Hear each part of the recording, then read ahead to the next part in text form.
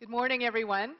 Welcome to our Mayor's Breakfast. My name is Erin Kelly, and I'm the Executive Director of the Ottawa Chamber of Commerce.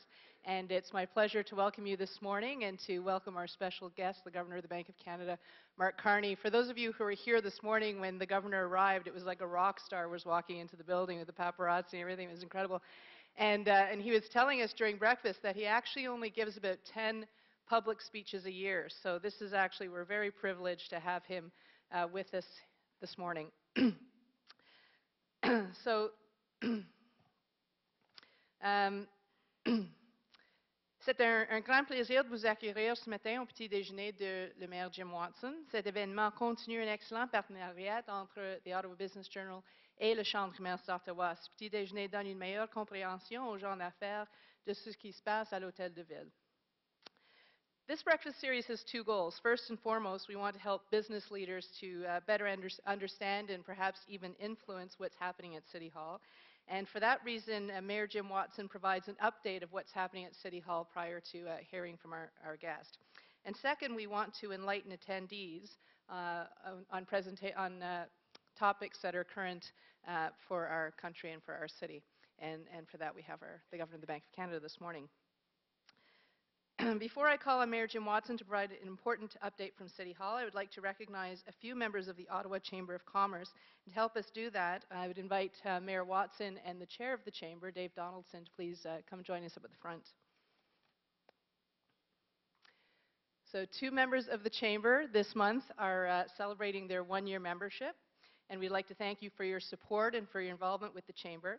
And I'd ask you to please come forward as we present you with a token of our appreciation. The first person is Steve Donnell from AED Authority Canada.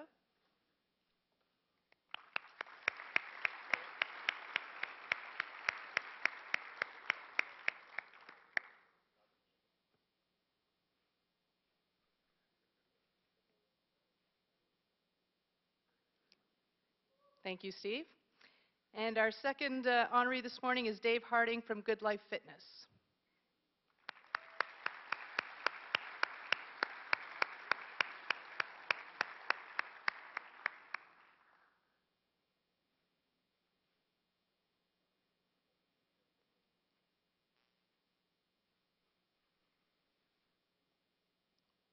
Thank you, Dave. And thank you, Mr. Mayor. At this time, I'd like to take a moment to recognize our generous sponsors who make this event possible. Our lead sponsor is Carleton University's Sprott School of Business, represented today by Gilles Leblanc, Dottie McNeil, Leanne Mazzulli, and Kim Swarz. Alterna Savings, represented by Tom Huffman, with guests Alan Witten and Craig Witten from Huntington Properties, and Andrew Black from the Ottawa Community Loan Fund. Cisco, with Bill Wark, Greg Lane, and Robert Medina. The Commissionaires of Ottawa, represented by Paul Guédon, Cheryl Pfeiffer, Caroline Banks, and André Gagné. And the Ottawa Convention Centre, Canada's meeting place, represented by Pat Kelly and Paul Keogh.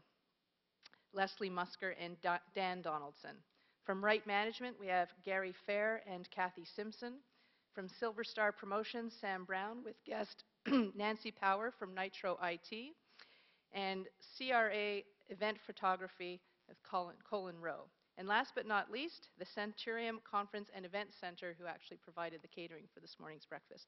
Please give a round of applause to our sponsors.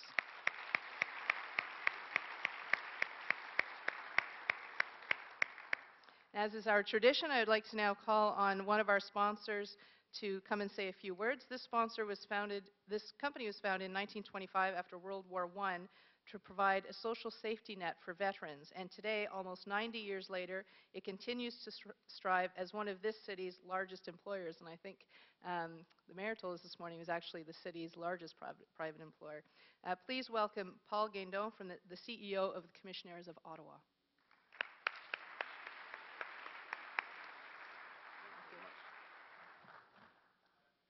Well, bonjour, Monsieur le Maire, bonjour, Monsieur Carney, chers invités.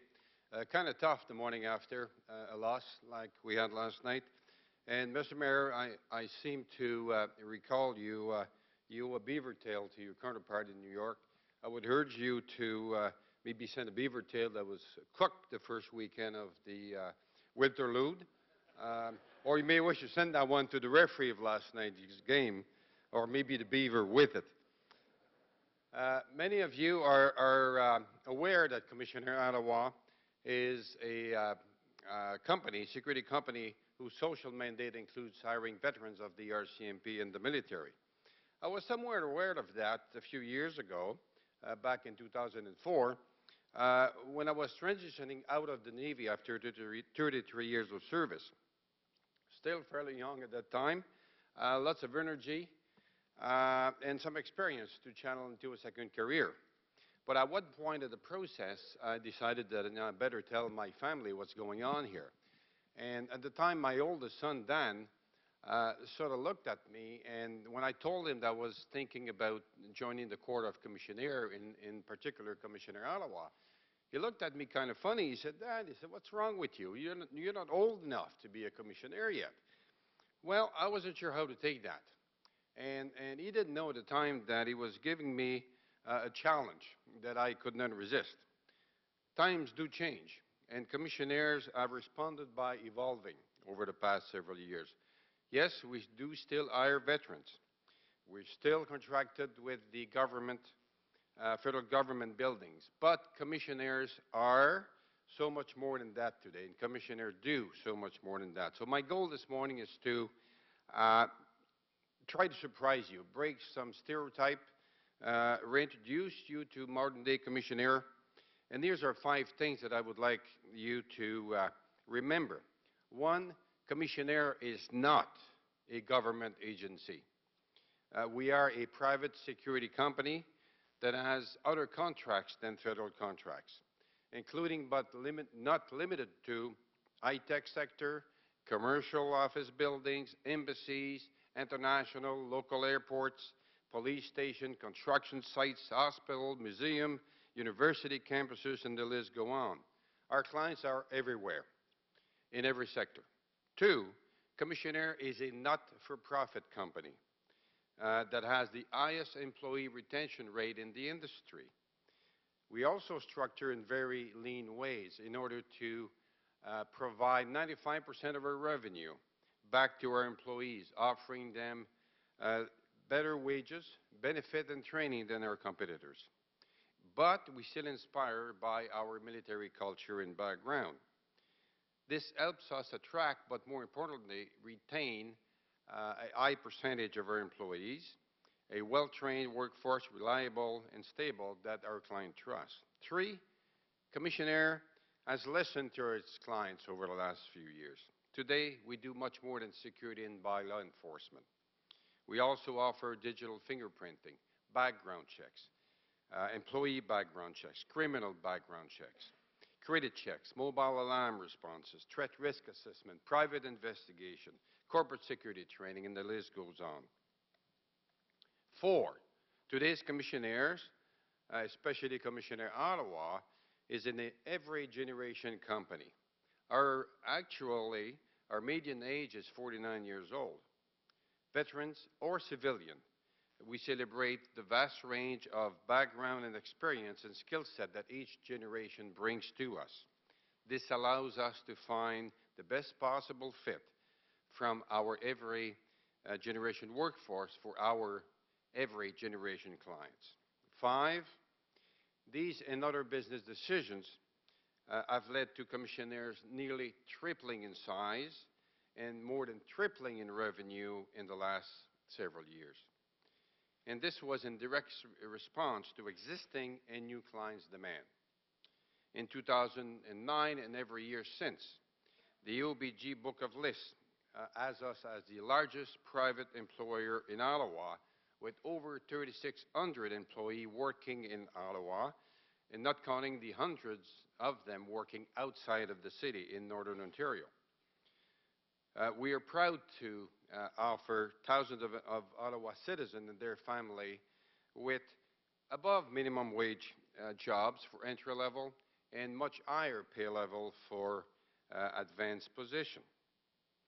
We're proud to hire veterans of the military, veterans of the RCMP. We're passionate about protecting people, property, and information in both the private and the public sector. We've become a multi-generation company with a multi-experience approach. Commissionaire is here to stay. Commissionaire is here to grow, and Commissionaire is at your service. Now, we're also very delighted to be part of the OBG venture with Mr. Mayor and be a proud sponsor of the Mayor's Breakfast. Thank you very much.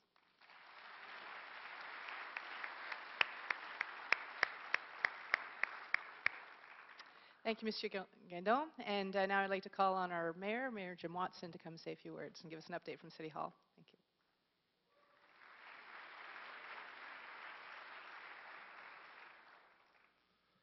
Well, thank you very much, Aaron. Merci beaucoup, Aaron. And ladies and gentlemen, it's great to have another sold-out crowd here at the Mayor's Breakfast. And before I begin my little update and introduce the Governor, I just wanted to present him with a little gift because, of course, we're all in mourning today because, despite the fact the Senators did a great job, they weren't supposed to be in the playoffs. They ended up bringing the game to Game 7, and they were very close games.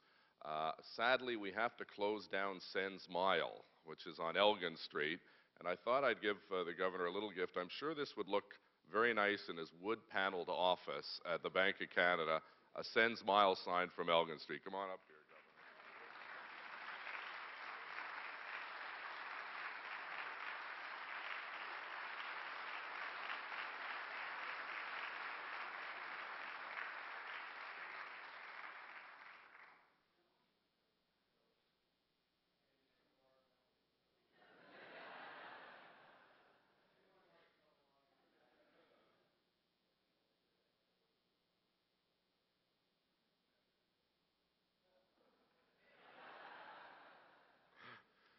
Well, ladies and gentlemen, thank you for coming out in such good numbers. I'm going to introduce our guest speaker in just a moment, but I'll just give you a little update on some of the activities that have taken place at the civic level over the course of the last month since we last gathered.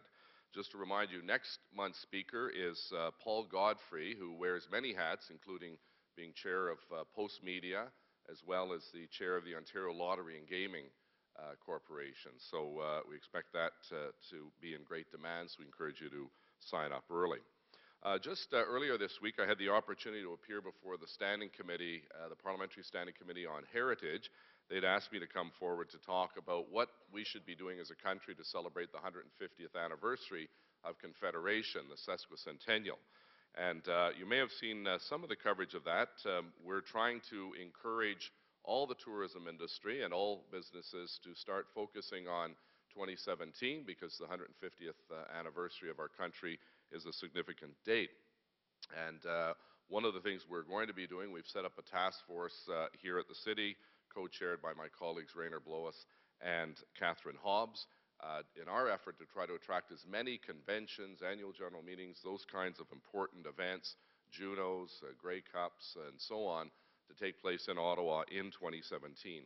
And one of the ideas that we've pitched to the federal government, I met with the Prime Minister a couple of months ago and the Heritage Minister, is taking the abandoned U.S. Embassy on Wellington Street, which sadly has been vacant for a decade, and turning that into what I'm calling Canada House, which would be a repository for great Canadian accomplishments and achievements in our community.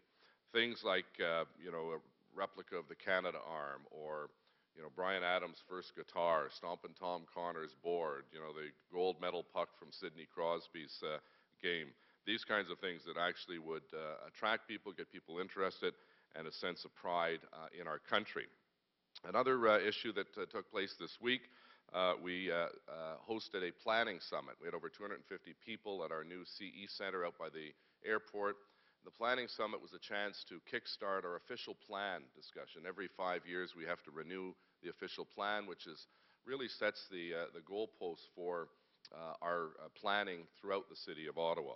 It was a good exchange of ideas between the development community and academics and community representatives, and this is the start of the review of the plan, plus the transportation master plan, as well as our infrastructure plan. So all three are going to be reviewed at the same time, and we'd encourage you to stay engaged in that. Also, light rail proceeds, despite the fact that people want to continuously make changes We've got 13 stations on the books. We're going to continue with 13 stations. We've shifted one station a little closer to where more people, quite frankly, want to go. I love the NAC. I'm on the board of the NAC, but when it comes to passengers and destinations, more people want to travel to the Rideau Centre, the Byward Market, Lower Town, Sandy Hill, so the station has been shunted a little to the east on that front. We've reached two agreements. One has been signed off and one tentative with two of our largest unions. We've got the Amalgamated Transit Union. We will not have a strike, bus strike in this city for 4 years. It's a fair deal for our workers, a fair deal for our passengers, and a fair deal for our taxpayers.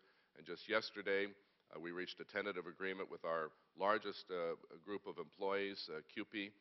Those details have not been released out of respect to the employees who get to see the arrangements and our members of council. So we're making progress in bringing some stability and respect back to our labor relations portfolio because obviously a business like ours are very labor dependent. I'm also delighted to be joined by four members of City Council who are with us today, our Deputy Mayor Ulael Shantiri, Councillors Alan Hubley, where is Alan? Alan's up there, Councillor Steve Blais from Cumberland, and Councillor Mark Taylor from Bay Ward. We thank them all for coming up today. It's now my pleasure to introduce our guest speaker, Governor Mark Carney. And as Aaron mentioned, the Governor, as you can well imagine, is sought after to speak at hundreds of events each year, and he limits them to about 10 speaking engagements. And I want to thank you, Mark, very much for accepting our offer to speak with us today. As some of you may or may not know, Mark is a man who is, I'm just reading this, Mark, something of a rock star on the international stage these days. In fact, I overheard Marion Similik, our city treasurer, saying she was trying to get Mark into the summer student internship program. So I didn't think that would go over very well, and we'll have to let that writer go. Born in, where's Brooke? Born in Fort Smith, Northwest Territories, Mark earned a bachelor's degree in economics from Harvard, followed by a master's degree and doctorate in economics, both from Oxford University. And prior to joining the public service, Mark had a very successful 13-year career with Goldman Sachs in London, Tokyo, New York, and Toronto. He was appointed Deputy Governor of the Banque du Canada in August 2003, and in November 2003, Mr. Carney became Associate Deputy Minister of Finance. He was appointed Governor of the Banque du Canada in February 2008 and is also Chair of the Board of Directors of the bank. His efforts have been credited with helping Canada avoid the worst impacts of the recent global financial crisis.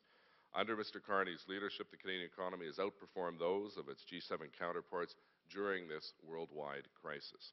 And Canada was the first G7 nation to have both its GDP and employment recover to pre-crisis levels, which is quite remarkable. Mark has been named to the Financial Times 50 who will frame the way forward, and also one of Time magazine's most influential leaders. Ladies and gentlemen, it's a real honor to welcome Governor Mark Carney to the City of Ottawa.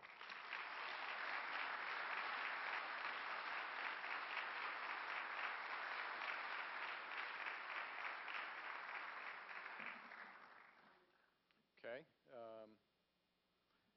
Good morning. Bonjour tout le monde. Parfait. Okay. So I'm sorry, I'm going to put everyone a bit to work here with some slides to try to give our sense of the economic outlook and bring together some of the things that the bank has been saying over the course of the last couple of years. I thought this would be an opportune time to do so. These slides, if you can't see them, since this is the most tech-savvy city in Canada, I can assure you they're all up as of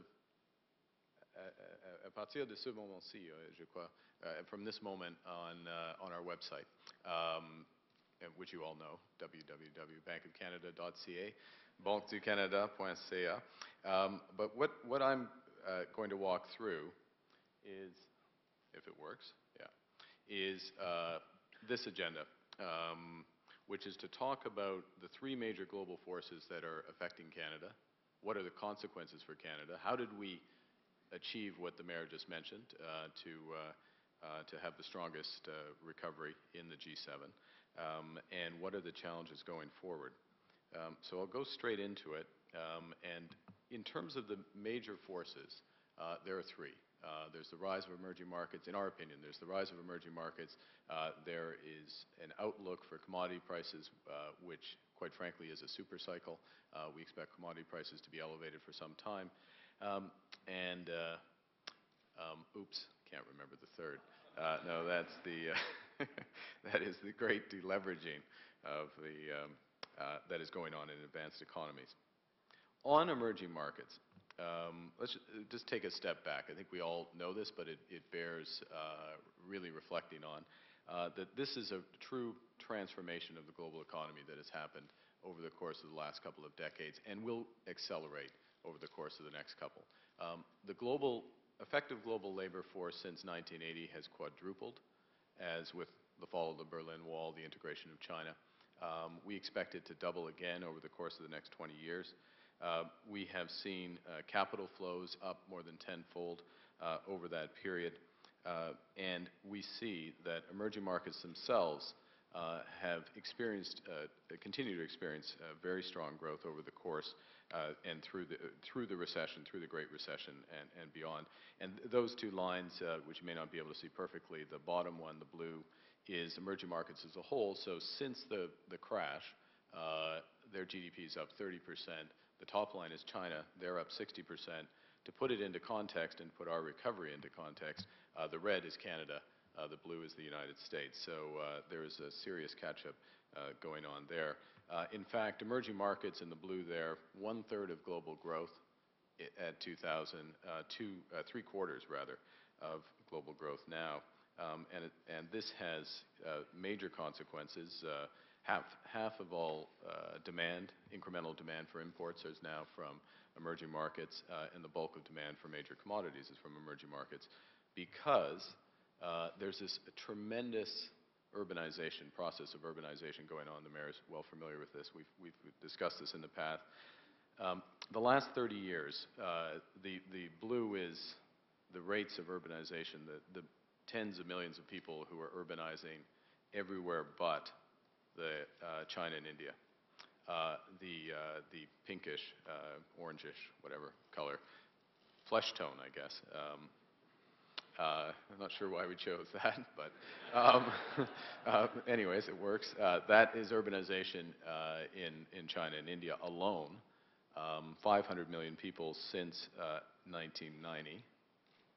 We expect an additional 500 million Chinese and Indians to urbanize over the course of the next 20 years. To put that in context, that is housing the entire population of Canada every 18 months in urban centers. And as part and parcel of this dynamic, there's a dramatic expansion in the global middle class. 70 million new entrants to middle class globally. The middle class globally should double from 20% of world population at present to 40% of global population by the end of this decade. By the end of this decade. So that's why we think that commodity prices are going to remain elevated. That doesn't mean they're not going to be volatility, that some are going to go up or down. But we are, in our opinion, in a demand-driven commodity supercycle, which has profound implications, opportunities and challenges for Canada. When we calculate a commodity price index, the Banque du Canada, to track these things, there are 23 components of that. 18 of those components are well above their long-term averages. In fact, when you look at all non-agricultural commodity prices, this is a history stretching back to the end of the Second World War, you can see how those averages have shifted up. So there's a level shift, and these are in real terms, a level shift in the price of commodities.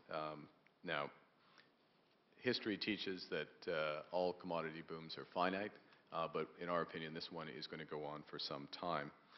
And that brings, as I said, opportunity. This is a shorter-term time scale since the crash, which shows continued strength. When we, and through my talk, I'm going to move to the shorter term in a moment, but it is important that we're disciplined in how we look at commodity prices at the bank. Higher commodity prices are net positive for the Canadian economy. We've done that work, we've done that research. It bring adjustment, and at times, in rare occasions, that is not exactly the case. And this is a rare occasion as I stand here today, because we have an unusual situation where the global price of oil, the price of oil, Brent price of oil, it's called North Sea oil, the oil that's traded largely in Europe, is around $120 today. The North American price, the main North American reference price, West Texas Intermediate, is about $100. It's 103 or so, but it's about $100. So a $20 discount. And that's because of some supply infrastructure problems. There's a glut of oil at the main terminals and refinery area near Cushing, Oklahoma. And it's also because the global price reflects some of the geopolitical risk premium because of current events in the broader Middle East. So global at 120, North American at 100, but actually the oil price being received by Western Canadian producers, our major producers, is about 80.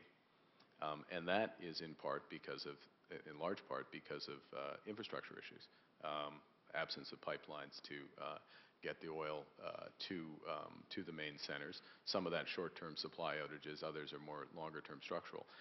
So we're in a situation where the gas that everyone in this room purchases, and most people in Central and Eastern Canada purchase, the cost of that gas is actually based on the global price, because we get oil imported from the Atlantic and the American price, not the Western Canadian price. So we're paying a higher price, and our producers are receiving a lower price.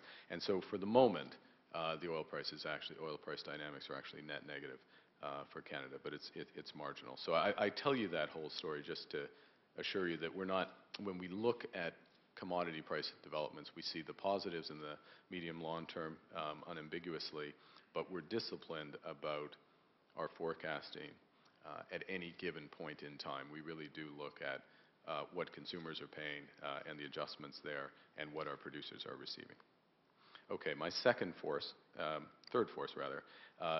this process of deleveraging. It's an ugly word, désendettement. C'est un peu mieux en français, but it's fundamental to understanding what is going on in the advanced economies.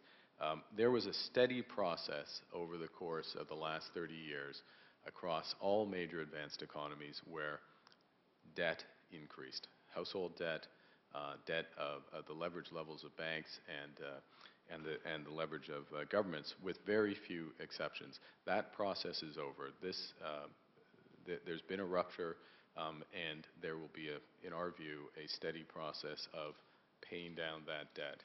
And the consequence of that is that demand in our former major trading partners is going to be very weak for some time. Very weak for some time, which has and a long enough horizon so that we need to think about reorienting our major markets. To give you a sense on the debt, this is a slide. These are percentages of GDP. It's probably a little tough. Well, it is impossible, in fact, to see the actual numbers.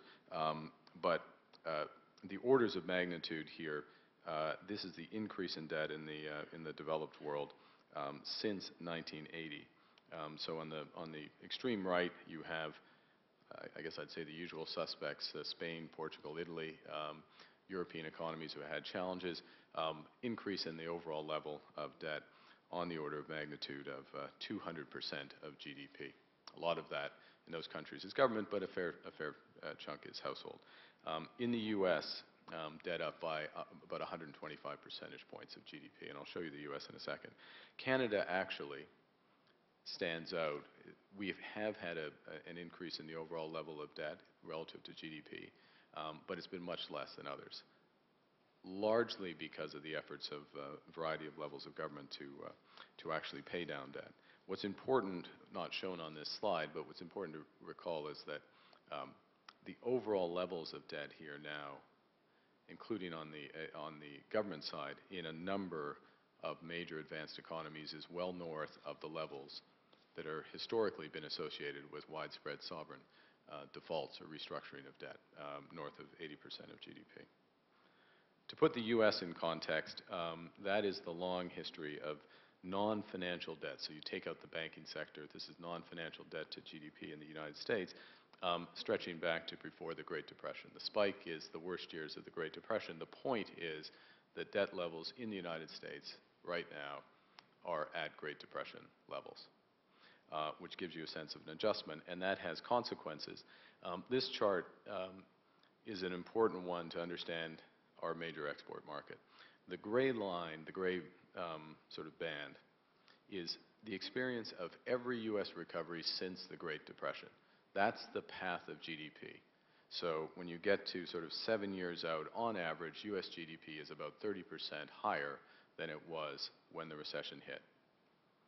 The red line is what's actually happening, and where you see the little dot is extended out is what we expect to happen. So this is the weakest U.S. recovery since the Great Depression. In fact, it's a recovery which exactly matches the experience of other advanced economies who've experienced major financial crises. So Spain in the 1970s, Sweden in the 90s, Japan in the 90s through to 2000s. It's tracking that blue line. And it's only when you look at the experience of the Great Depression, which is the green, that you realize the effectiveness of the extraordinary measures that the Americans have taken. But this has real consequences.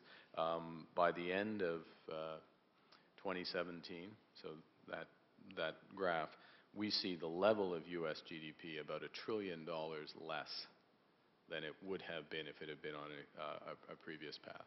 And so not surprisingly, demand for exports is much lower.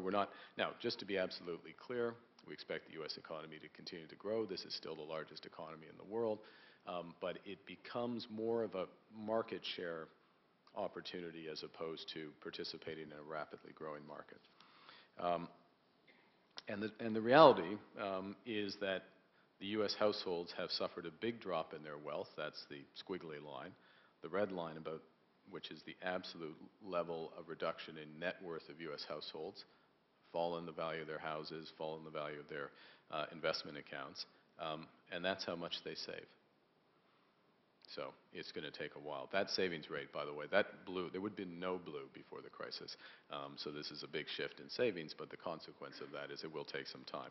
Obviously, for the accountants in the room, it won't all be made up through savings. Eventually, there'll be a turnaround in house and asset prices. But it gives you a sense of where the U.S. consumer will be. But it's better than being a European consumer because the European recovery is weak and it's over. Europe is back in recession, and our current expectation is that they will emerge very slowly from that towards the end of this year, but there are big risks around that. This is the same chart. What's helpful or useful maybe, again, you can't probably see the y-axis, but that gray band, recall that it went up to about 30%. 30% GDP would be 30% higher about 5 or 7 years out. In Europe, on average, a recovery brings you up about 15% over that same time period. So that's the gray. That blue line is that experience of other countries who've had a financial crisis, and you see that Europe is performing even more poorly. I won't give you a minute-by-minute market update on what's happening in sovereign bond markets in Europe, but suffice to say that there continue to be real tensions in Europe. The top lines are just the cost of borrowing, the government bond yields of Spain and Italy. The bottom green line is the German cost of borrowing. Actually, German bond rates are at record lows right now, and the spread between Spanish and Italian bonds and Germany are at record highs over the period of monetary union. And that is a sign of monetary union not working, clearly. And it's a very, in our jargon, pro-cyclical development. In other words, money is very cheap in the one part, the core of the European Union, the part that's growing, and money is extremely expensive in the part of the European Union that is not. The point we make to our European friends is that, well, the challenges in Europe, the deleveraging problems in Europe are manifest in the government deficits. Everyone talks about how governments tightening their belts in core Europe and getting debt under control. and they're manifest in the banking system, which in some cases needs additional capital in our opinion. But at the core of this is a balance of payments problems. In other words, the challenge is the internal trade deficits and surpluses within Europe. And this chart just shows you how, and you're all business people, how unit labor costs have moved over the course of the last several years. All the lines at the top are the countries who are having great difficulties: Italy, Ireland, Spain, particularly. So there's been a sharp increase in unit labor costs relative to Germany, which is the flat line at the bottom. And the ways to adjust this are, the ways to bring these together are greater productivity in the periphery. Of course, that's the happiest way.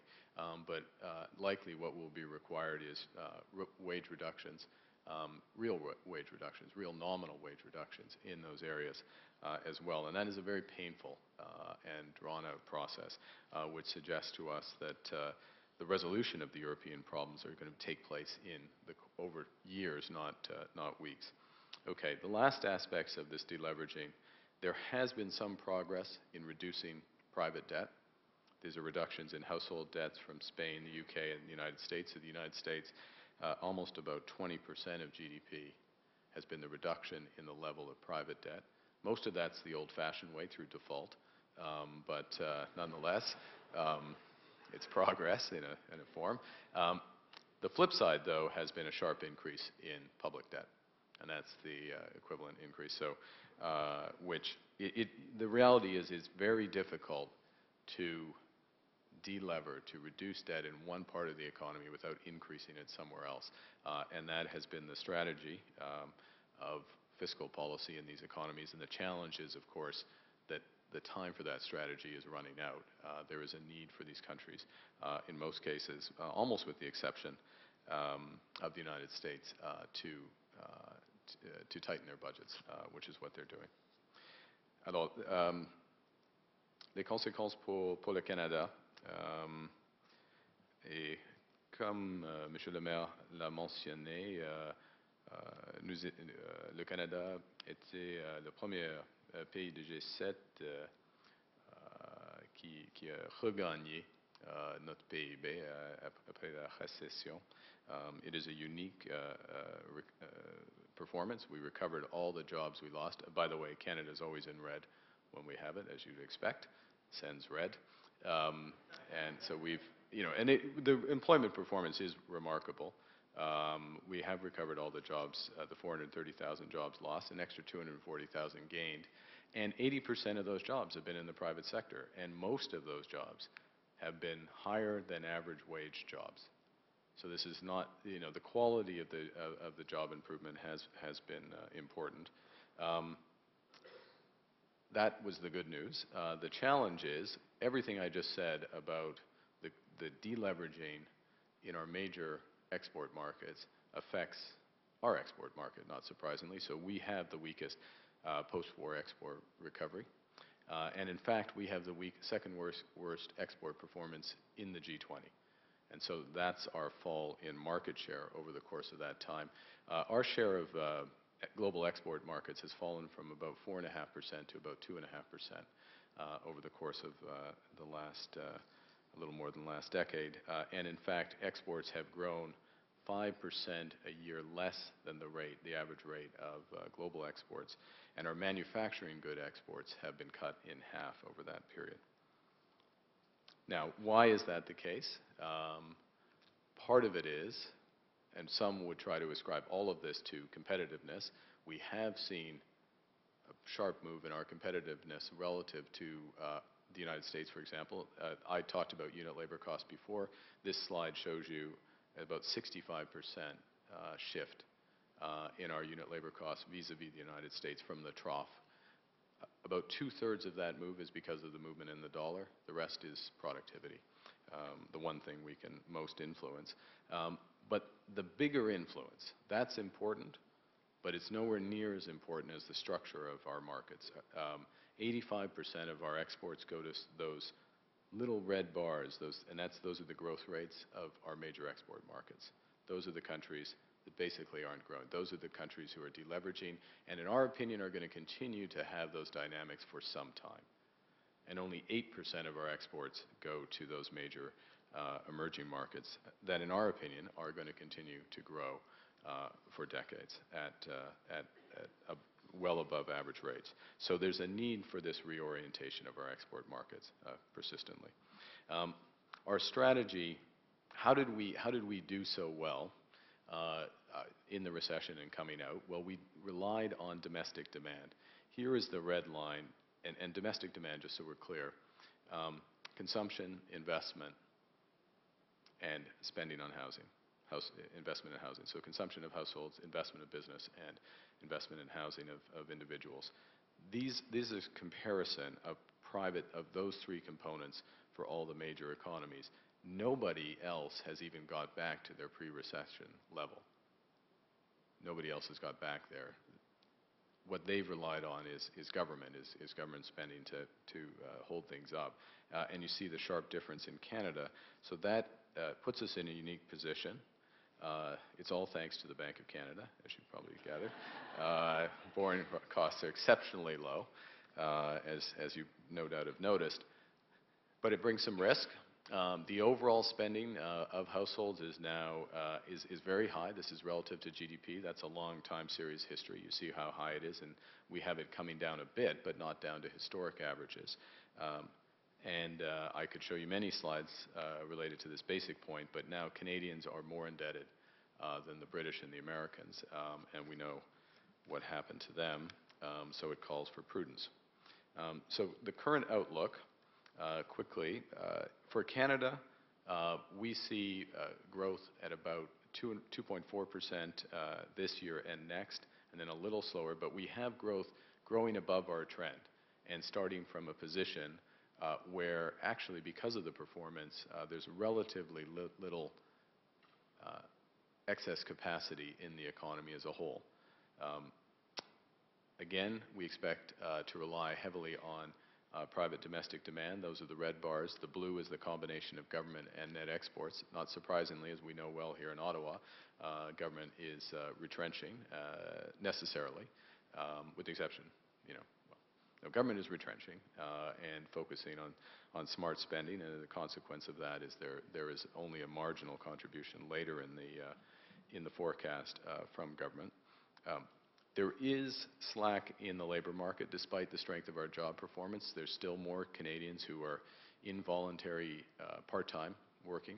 So almost 30%. It was almost 20% before the crisis. That's the red line. And our unemployment rate is still elevated despite the progress.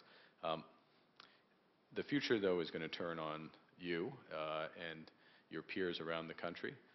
We had a sharp contraction in business investment with the crisis, a much sharper contraction than was seen even in the United States.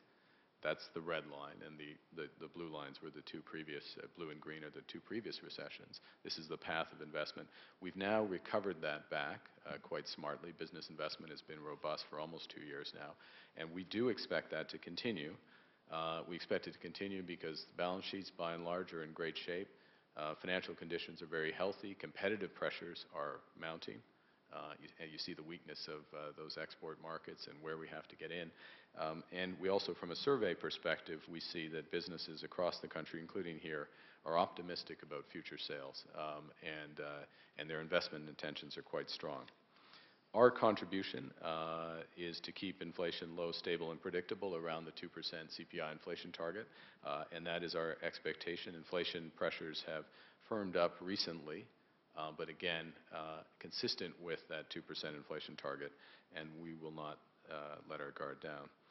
So let me finish on what must be done, or what could be done, both globally and here in Canada. First and foremost, one of the main things that we have to do, the federal government, the Banque of Canada, is to ensure that global markets are open. That includes openness of financial markets. To really take advantage of the opportunities, we need to have an aggressive, which we do, aggressive trade strategy, build new markets, and build those relationships consistently over time. In the major crisis economies such as Europe, there is a need, in our opinion, for some more capital to be put in some of the banks. They have put in place a number of measures to buy time to take the difficult steps to refound this monetary union, and recall that our view is that that will take years as opposed to weeks. In Canada, it starts with sound macroeconomic policy. We've got to learn the lessons of others. Important that we'll worry about inflation, so you don't have to. We'll keep it under control. We want to keep our financial markets liquid and operating. And the basic message there is, look, we have, as you've been reminded many times, one of the strongest, if not the strongest, financial system in the world. And there's no point in having a strong financial system if it's only there in the good times. It's got to be there in the difficult times. You look at everything I talked about before, you can foresee that there could be persistent volatility beyond our shores. We'll make sure the system is still there. So that if you've got a longer term investment project, you can rely that the banks should be able to continue to lend. You're on notice. The banks are on notice. They should be able to. We need to take in the lessons of what's happened elsewhere, which is the importance of fiscal sustainability. You can only move these things so far. The value of having a flexible exchange rate. One of the challenges in Europe is they don't, obviously, by definition, have flexibility between the countries. The risks of excessive household debt. We've seen this movie. It just played in a major cinema just south of here, over and over and over again. It would be the height of folly to repeat those mistakes. And there's a variety of things that we can do, have done, and could do prospectively in order to ensure that doesn't happen. Last point on this, imperative to use cheap foreign capital to maximum effect. It is realistic to expect that Canada will attract, for the next decade or so, sizable foreign capital. It's a relatively attractive, mature economy. It's a very attractive, mature economy for a variety of reasons. And the question is, what are we going to do with that capital? Are we going to build houses? Or are we going to invest in our businesses and retool our competitiveness? And I suspect I know where everyone here, with maybe the sole exception of a developer or two, would come out on that. So, alors, merci de votre attention et je serai heureux de répondre à vos questions ou commentaires, si tu veux. Well, thank you.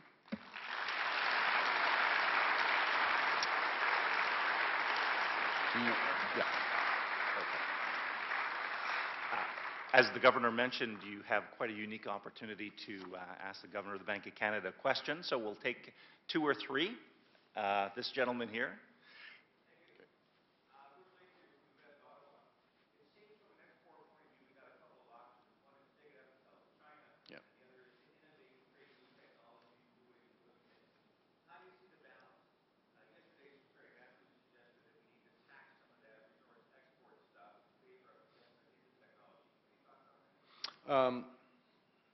Boy, I don't want to disagree with him given his track record, but explains why I'm here. He's there. Look, in a world where commodity prices are going to be elevated, it's better to have commodities, first point. And it's better to develop those commodities in as sustainable fashion as possible and take as much of the value out as possible. And so it's not clear to me what we should be doing. So sustainable development obviously includes a variety of, appropriate environmental regulation and elements there. But it's not clear to me that one tax is more than we do. I mean, these are decisions for federal and provincial governments. That side. What is clear is that the emerging market opportunity is far broader than a commodity opportunity. And let me explain very quickly. First, one of the corollaries of having high commodity prices is that the importance of resource productivity, of efficiently using resources in all our economies is going to be that much more important. And so when you think about energy efficient, I mean, the mayor has spoken about this recently in terms of opportunities for Ottawa in terms of green technology, energy efficiency, building efficiency. These are things that are necessary here, given prices, makes sense. But they're massive export opportunities, massive export opportunities. Our calculations, other calculations are that about 85% of the resource productivity opportunities are measured in the 3 to 5 trillion range over the next couple decades, are resident in emerging markets. So it's both makes sense here and makes sense as an export opportunity.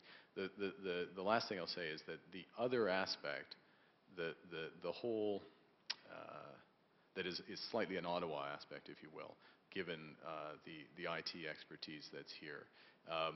The digitization of commerce and the associated impact of that on global supply chains and mass customization and digital commerce, and the manipulation of data are huge opportunities that also reach out into emerging markets but come from here. So my basic point would be that don't forego, our basic view would be don't forego these commodity opportunities. They're there, they're going to persist. This isn't a temporary thing.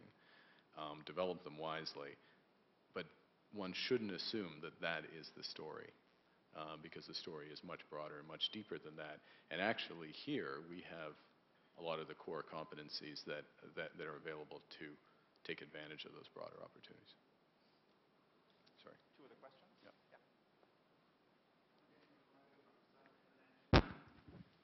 As a mutual funds broker, we get lots of brilliant investment people. We get lots of brilliant investment people telling us how wonderful they are, and also trying to explain the losses over the last couple of months especially.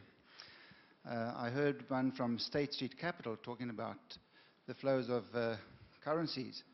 I heard this in Winnipeg on Monday, and he's quite an advanced analyst of flows of currencies. He said that one of the trends to follow is how much money is flowing towards countries. It seems like Canada has the third largest flow of Canadian currency in the world right now, out of all the currencies. Is that something that you follow too then, Governor Carney? The trend of what capital, what currency is flowing to a country? Yeah. Well, yes is the short answer. I mean, we do follow the scale of capital flows and the breakdown of the type of capital that's coming in. And part of this goes to, look, we're going to get capital inflows. How well are we going to use them? The extent to which we're going to create opportunities for longer-term foreign direct investment, equity investment in Canada, as opposed to shorter-term, more speculative money coming in.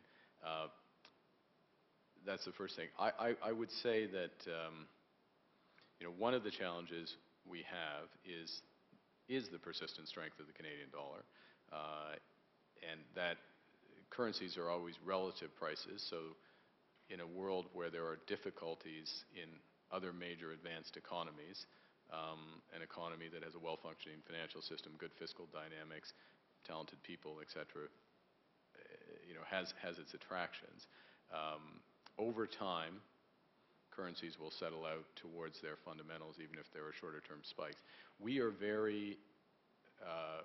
we're not obsessed with the currency, but we're very focused on the currency's important relative price. It affects activity and inflation in Canada, and it certainly enters into our thinking in terms of the conduct of monetary policy. One more question? Yeah. You want to just hold on, we'll get you the microphone. Yeah. With resources being key for our economy going forward, but not all parts of our country have rich resources. So how is that going to play out? Yeah, how do we get? Well, part of it is we can capture more of the value in resources. You look at the oil sands itself. 1 in 12 of the suppliers to the oil sands are resident in Ontario. The upstream, the capital goods, some of the engineering services, that's one way to capture it. Another aspect is, and this is more challenging, obviously, but labor mobility spreads some of the benefits. And the third aspect is that through the tax system, actually a substantial proportion of resource taxes, not royalties, but taxes go up through the federal government as well. So at the corporate level, at the personal level. So there's and that brings redistribution across the country that's there. The last thing is that, I mean, obviously, sometimes this debate is reduced down to the oil sands. It's as if it's the oil sands and there's nothing else happening in the country. We go across this country all the time. you go to Labrador, there's an explosion of activity in Labrador on both the Labrador side and the Quebec side in terms of activity. Ring of fire opportunities here in Ontario are considerable. Mining in BC is considerable. Shale and other opportunities across this country are considerable. So this is broad-based, and I haven't even touched on agriculture, which actually is a real oversight because our competitive position in agricultural products, what helped build this country to begin with, remains considerable. So it is quite broad-based, the opportunity, capturing more of the value added into it in the production process and the capital goods particularly is an opportunity. And then more broadly, as I said to the first question, I think that recognizing that higher prices are here for longer, not that there's not going to be volatility, but they're here for longer on the average, that the productivity, you can use different terms for it. You can call it green, you can call it energy efficiency, you can call it resource productivity. But those opportunities, those technologies, those innovations, Graham Bird's here from building innovation, other things, those types of opportunities make sense here in Canada, but then they are exportable. The more we're expert in that, and that's how we capture more of the value added, I think. Thank you so much, Governor. It goes without saying that a lot of the macroeconomic forces that you were talking about filters down and affects local business people like this. And for that reason, we're so grateful that you've taken time out of your busy schedule to enlighten us, to provide us with a broader context to operate our businesses. And for that, we are sincerely appreciative. Please accept this token of our appreciation. Great. Thanks very much. Thank you very much.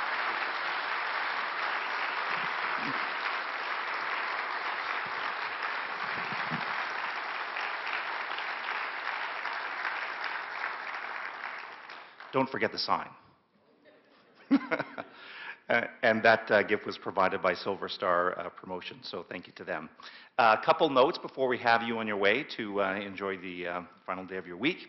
As you know, the Ottawa Business Journal and the Chamber of Commerce are busy holding events to make an impact on your business. I hope today was another fine example of that. On May 3rd, there's a free webinar called Growing Your Business Through Social Media, hosted by Brent Mondu, a serial entrepreneur and social media celebrity. You can go to ottawachamber.ca for information on that. On May 9th, the Eggs and Icons Breakfast, located just down the street at the Sheraton, will feature David Luxton, the chairman of the Canadian Tulip Festival, who is trying to put more of a private spin on that long-standing festival in Ottawa. Global Experience at Work takes place on Friday, May 25th at the Sheraton from 8:15 to 10 a.m. This is a great opportunity for you to make connections with highly skilled, internationally trained professionals in the IT sector. It's a free event for employers, so again, we encourage you to come out. This is a very special one, Experience China Trip 2012, being organized by the Ottawa Chamber of Commerce, will take place on October 10th to 20th. And it's offered to members of the Chamber of Commerce and the broader business community for, as Aaron says, the unbeatable price of $2,200, which includes the airfare, all accommodations, and five-star accommodation in hotels. And in fact, Governor Carney had a slide and was referring to the urbanization. I had an opportunity to visit China a couple of years ago, and I tell you, if you're driving into some of those major cities, you'll see that they're building cities larger than Ottawa on the outskirts of that city. So if you want to see what the governor's talking about, I encourage you to go on that trip. And one very special event that we just announced about a week ago, Stephen M.R. Covey, who is an internationally renowned author. In fact, he wrote a preceding book to this called The Speed of Trust, which sold 1 million copies around the world. The Ottawa Chamber of Commerce and the Ottawa Business Journal will be bringing Stephen M.R. Covey to Ottawa on Monday, June 11th. And Ottawa Chamber of Commerce members and the greater OBJ family get to benefit from a 50% discount on tickets. They're being sold for a limited time period at $149. Again, that's 50% off the cover price. If you want to, everybody has a busy schedule. If you want to register today, you can go to the registration table and pay that price of $149 with your credit card, and you'll also receive a free book today. So you get the book if you register today, so I encourage you to consider that. And this book, by the way, was just released by Stephen M. R. Covey. It'll be making its way onto the bestseller list quite soon. So again, I hope a great example of keeping everyone informed. And now we'll do a quick door prize.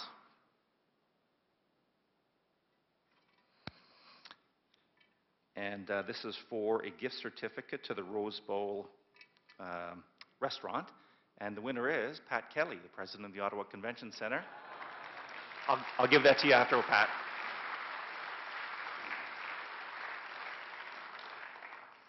Congratulations to Pat.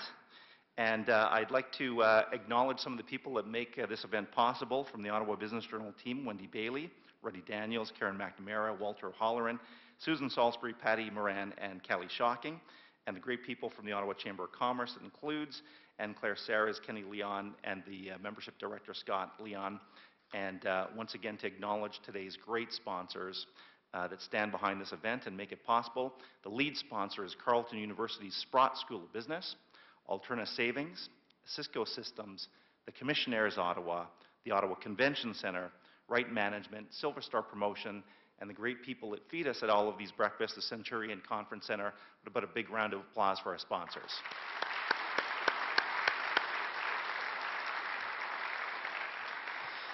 As the Mayor indicated, our next breakfast has another fantastic speaker, won a great run here. We have Paul Godfrey, who, again, wears a couple different hats. He's the CEO of Post Media, which is the company that owns the largest daily newspapers across this country, including the Ottawa Citizen.